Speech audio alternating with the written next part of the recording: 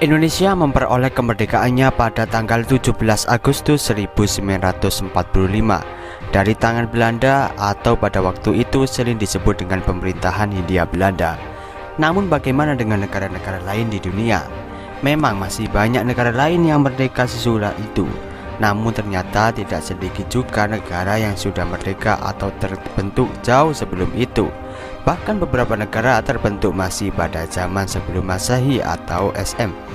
Dan negara-negara tersebutlah negara tertua di dunia. Namun tolak ukur terbentuknya suatu negara bukanlah hanya diukur dari hari kemerdekaannya saja, melainkan juga berkat adanya sistem pemerintahan yang sudah diakui dan memiliki wilayah kekuasaan sendiri.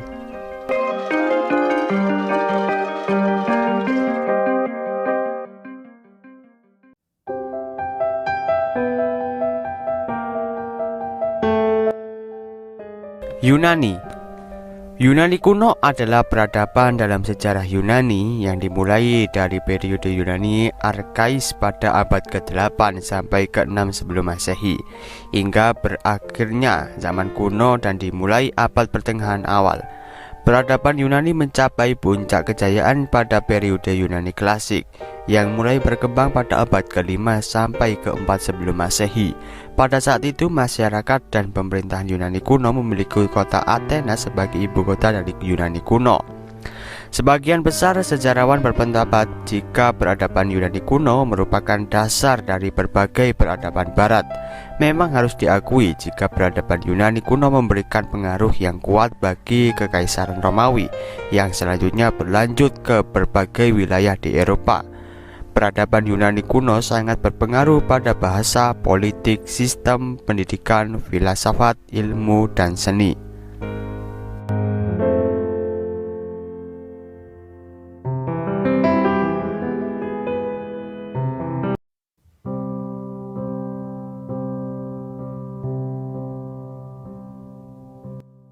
Mesir.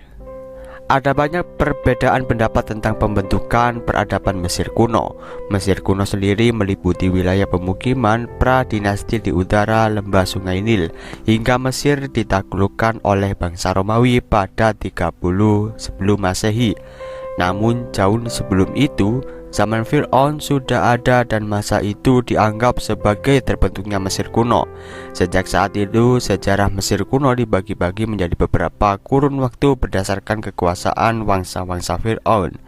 Sejarah Mesir kuno terletak di bagian timur Laut Afrika. Peradaban ini terdapat di semenanjung Sungai Nil, mulai dari Mesir Hulu sampai Mesir Hilir. Perkembangan Mesir kuno terbilang stabil melalui periode kerajaan-kerajaan. Namun pada tahun 30 sebelum Masehi silam, negara ini diserang oleh Romawi yang memberikan perubahan politik dan agama secara bertahan di lembah Sungai Nil.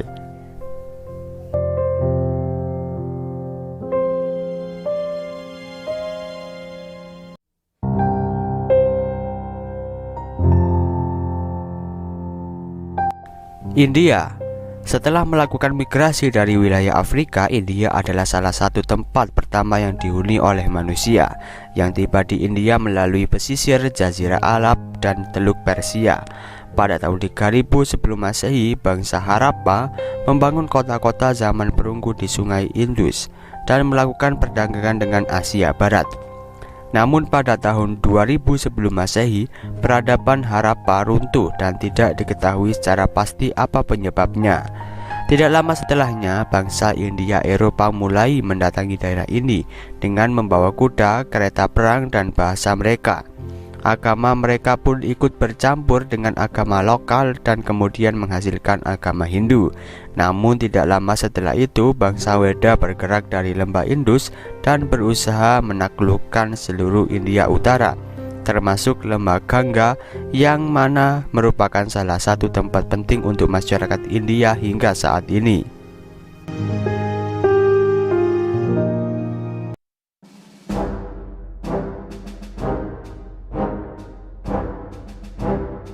Tiongkok adalah sejarah kebudayaan tertua di Asia dan juga masuk dalam daftar peradaban tertua di dunia.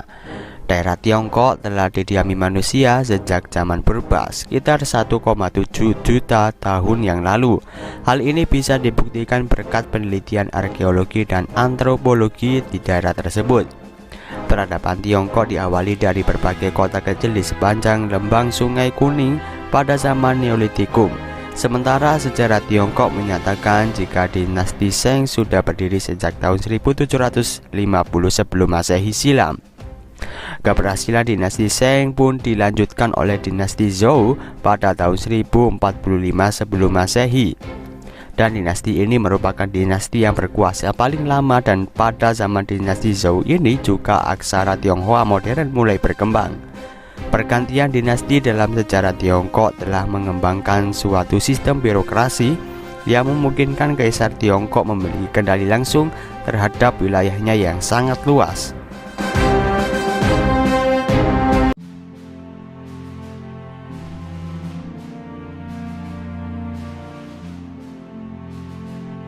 Ethiopia. Kekaisaran Ethiopia atau sering juga disebut dengan Abyssinia adalah kerajaan yang sudah dikenal dan eksis sejak lama, yang mana pada saat itu dimulai dinasti Solomonid. Namun beberapa tahun berikutnya monarki mereka dijatuhkan, tapi berhasil kembali melawan perebutan Afrika oleh kekuatan kolonial selama abad ke-19. Pemukiman manusia pertama kali yang ada di Ethiopia diperkirakan telah ada sejak lama, dan diperkirakan umurnya kurang lebih sama dengan penemuan spesies manusia pertama di dunia ini.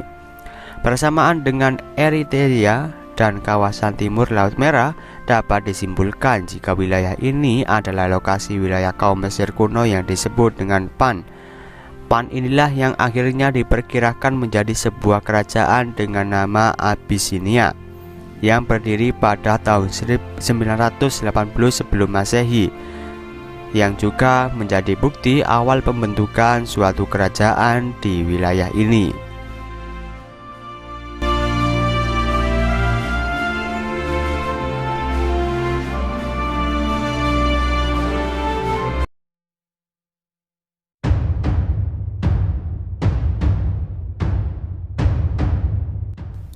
Jepang.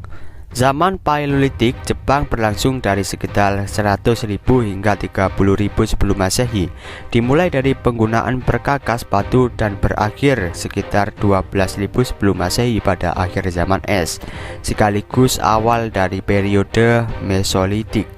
Bukti-bukti peninggalan arkeolog menunjukkan jika kepulauan Jepang sudah dihuni orang sekitar 35.000 sebelum Masehi, dan kepulauan Jepang terpusat dari daratan Asia setelah zaman es berakhir. Menurut mitologi tradisional, Jepang pertama kali didirikan oleh Kaisar Jimmu pada abad ke-7 sebelum Masehi, atau tepatnya pada tahun 648 sebelum Masehi. Kaisar Jimmu memulai monarki Jepang yang tidak terputus hingga saat ini. Walaupun demikian, kekuatan kekaisaran Jepang berada di tangan anggota-anggota istana, shogun, pihak militer, dan juga memasuki zaman modern barulah ditangani oleh Perdana Menteri.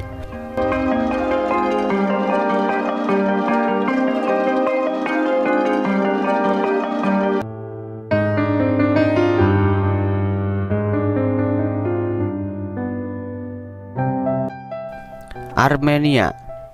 Armenia adalah daerah kekaisaran yang kaya akan budaya, mulai terbentuk sejak tahun 190 sebelum Masehi dan bertahan hingga akhir abad ke-1. Wilayahnya sendiri terbentang mulai dari Laut Hitam hingga Laut Kaspia serta Laut Mediterania pada zaman pemerintahan Tigranes Agung. Namun karena lokasinya yang sangat strategis dan terletak di antara dua benua, negara ini menjadi tujuan para penjajah termasuk bangsa Assyria, Persia, Yunani, Romawi, Mongol, Arab, dan Turki.